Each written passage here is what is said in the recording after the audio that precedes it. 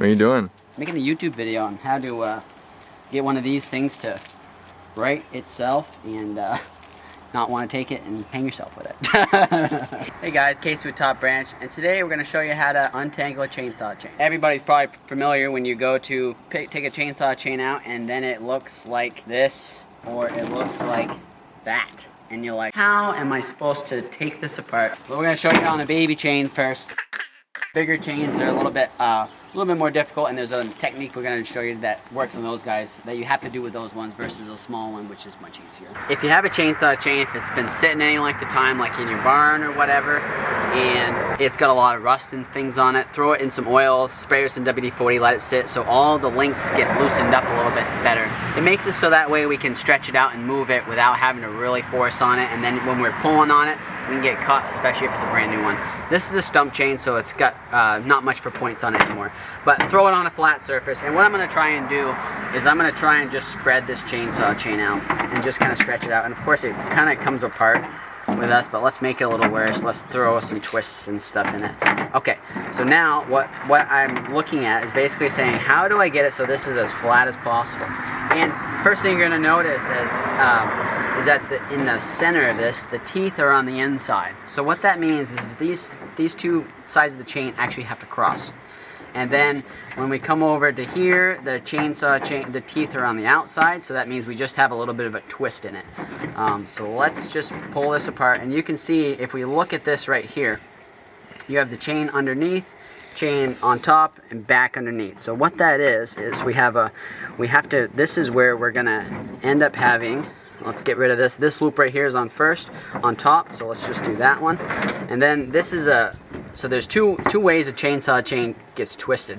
It is this way where the teeth are all on the inside, and what that means is I'm going to basically take my fingers, put them in these loops, and I'm going to pull. And what happens is you can see this is going to bring the chainsaw chain so that it's right now. Now the next way that a chainsaw chain gets twisted is when we have one of these in it. And you can see that one of these things, the teeth are on the outside, so that means that the chainsaw chain has to just get folded over itself. But what will happen is if we move this farther and farther over here, like this, we still have that same situation, but we have a lot of length between one of these. So we're going to have to take one of these loops and kind of move it around so that way they're close to each other, so I can have these two loops basically bypass each other like this. And then what happens when I bypass them is it gets righted. So that's the basic way of doing a chainsaw chain.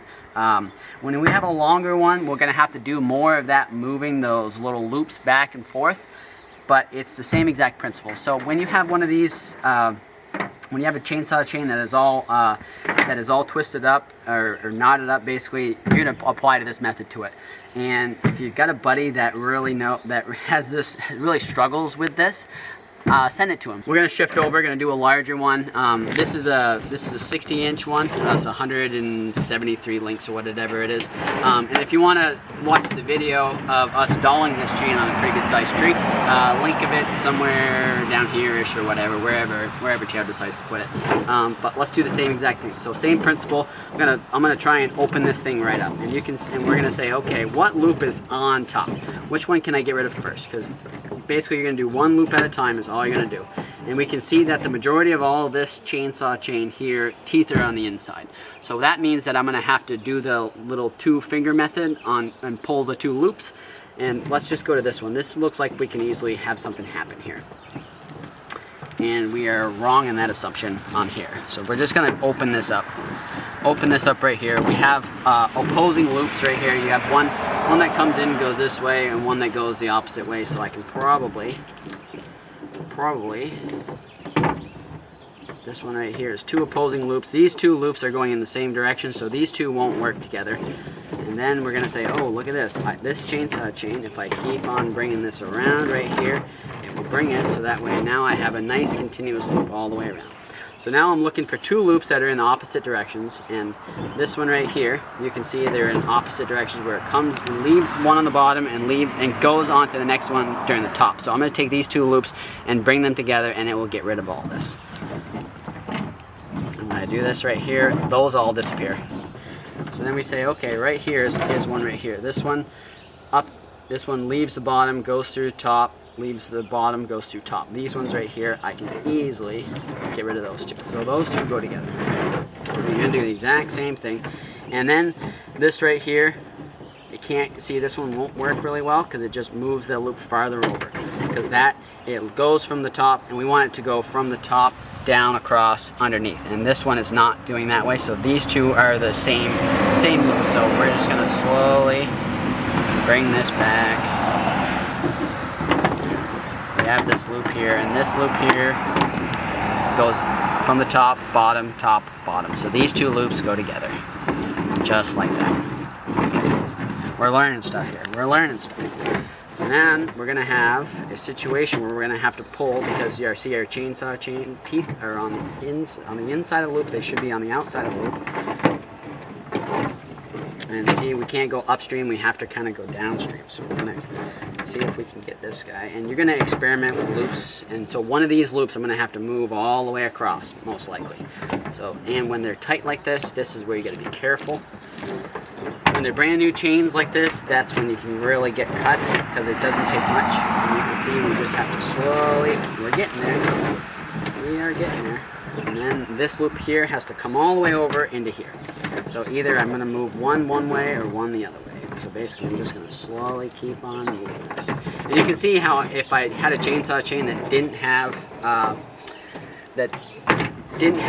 the flexibility that this one has, it would make my job really difficult. That's why keep your chainsaw chains nice and dry, rust free. It makes it so that way you're not going to get all upset when this doesn't work right, and then you have to go get another one. Now we're going to keep doing the same thing. Bring these two loops together. And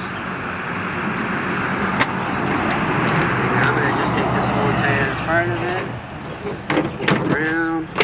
Sometimes that helps get things the right way. Because I know I spent like probably at least 30 seconds making this chainsaw chain as difficult as possible to use. So that way we have something good to show you. Okay, now if we look at it, I have basically one loop left. And I have to take these two loops and bring them together. So I'm just going to bring one of these all the way across. My teeth are now on the correct side of the chain. Bring this all the way around, and then these two loops basically will break themselves. So now we are all set and ready to go. So that's basically untangling, entangling them, so that way you understand how it works. Because once you understand how it works, they come apart very easy. Just a quick storage wise, this is what we do. Works pretty well. I just use the tackle boxes from Cabela's or Walmart or whatever. And this had 4 sections. I just ended up using a Dremel, cut it out, and now I just have basically one size bar on one bar. These are for my 261. This is for the 500. And basically all the brand new chains, freshly sharpened ones, are inside these boxes. And of course, you write what they are on them, so when you open them up, you can just grab them. Same thing with these ones.